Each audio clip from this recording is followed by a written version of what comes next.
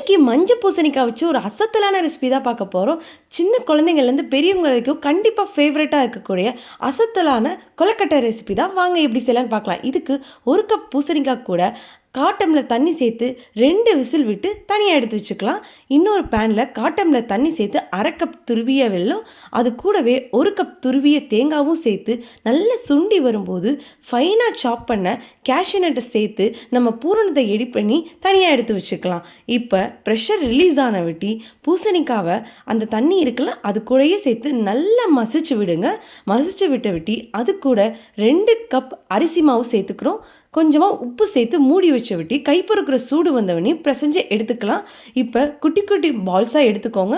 கையில் லைட்டாக நெய் தடவி 2 தம் ஃபிங்கரை உள்பக்கம் வச்சு மிச்ச விரலை பின்னாடி வச்சு சர்க்குலர் மோஷனில் இப்படி சுற்றுனா அழகாக இந்த மாதிரி ஷேப் வந்துடும்.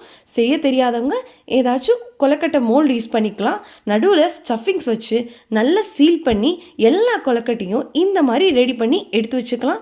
இப்போ ஆவியில் ஒரு 10 நிமிஷம் ஸ்டீம் பண்ணி எடுத்தால் அசத்தலான மஞ்சள் பூசணிக்காய் வச்சு பண்ண ஒரு சூப்பர் டூப்பரான கொலக்கட்டை ரெசிபி ரெடி.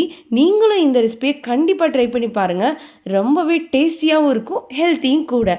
இந்த மாதிரி இன்ட்ரெஸ்டிங் ரெசிபிக்கு என்னோட சேனலை மறக்காமல் சப்ஸ்கிரைப் பண்ணுங்கள். Until then it's bye bye Harini. நீங்களும் எப்படி ட்ரை பண்ணிவிட்டு கமெண்ட் பண்ணுங்கள்.